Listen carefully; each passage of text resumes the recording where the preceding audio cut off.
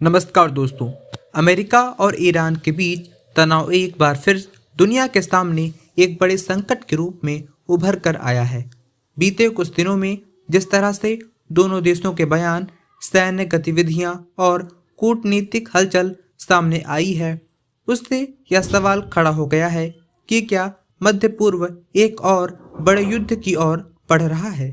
इस पूरे घटनाक्रम की शुरुआत उस समय तेज हुई जब अमेरिका ने ईरान पर आरोप लगाया कि वह गुप्त रूप से अपने परमाणु कार्यक्रम को आगे बढ़ा रहा है, जबकि ईरान लगातार यह दावा करता रहा है कि उसका परमाणु कार्यक्रम पूरी तरह शांतिपूर्ण है और केवल ऊर्जा जरूरतों के लिए है। इसी बीच फारस की खाड़ी में अमेरिकी सैन्य जहाज़ों की मौजूदगी बढ़ी तो ईरान ने भी अपने सैन्य अभ्यास तेज कर दिए, जिससे हालात और ज़्यादा तनावपूर्ण हो गए।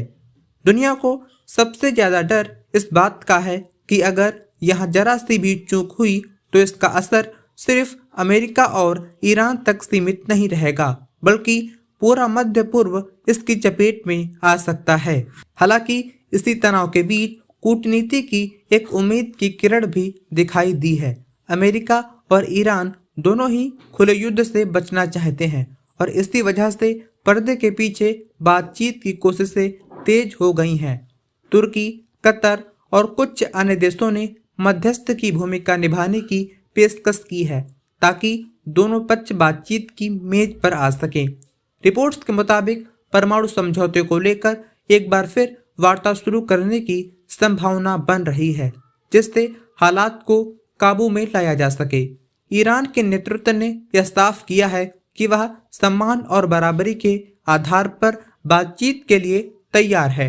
वहीं अमेरिका की ओर से यह संदेश दिया गया है कि अगर समझौता नहीं हुआ तो दबाव और प्रतिबंध और बढ़ सकते हैं। यही वजह है कि यह संकट केवल सैन्य नहीं बल्कि राजनीतिक और आर्थिक मोर्चे पर भी बेहद अहम बन चुका है। इस तनाव का असर अब वैश्विक अर्थव्यवस्था पर भी दिखने लगा है।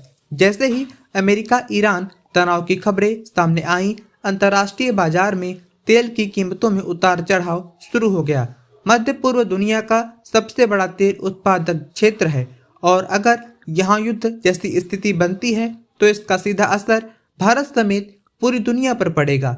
भारत जैसे देशों के लिए यह स्थिति इसलिए भी चिंता का विषय है क्योंकि तेल महंगा होने का मतलब महंगाई बढ़ना, परिवहन लागत बढ़ना और आम आदमी की जेब पर सीधा असर पड़ना है। यही कारण है कि भारत समेत कई देश चाहते हैं कि यह विवाद बातचीत के जरिए सुलझ जाए, न कि हथियारों के जरिए। कुल मिलाकर अमेरिका और ईरान के बीच मौजूदा तनाव एक ऐसे मोड़ पर खड़ा है जहां से रास्ता दो दिशाओं में जा सकता है। एक रास्ता बातचीत, समझौता और शांति की ओर, जबकि दूसरा रास्ता संघर्ष, अस्थिरता और तबाही की ओर। आने वाले कुछ दिन बेहद निर्णायक साबित हो सकते हैं क्योंकि यही तय करेंगे कि दुनिया एक और युद्ध की खबर सुनेगी या फिर कूटनीति की जीत का गवाह बनेगी। फिलहाल पूरी दुनिया की निगाहें इसी पर टिकी हैं कि क्या अमेरिका और ईरान तनाव को पीछे छोड़कर बातचीत का रास्ता चुनते हैं या फिर यह संकट और गहरा होता चला जाएगा। खैर, इस पर आपकी क्या राय है, आप कमेंट कर सकते हैं।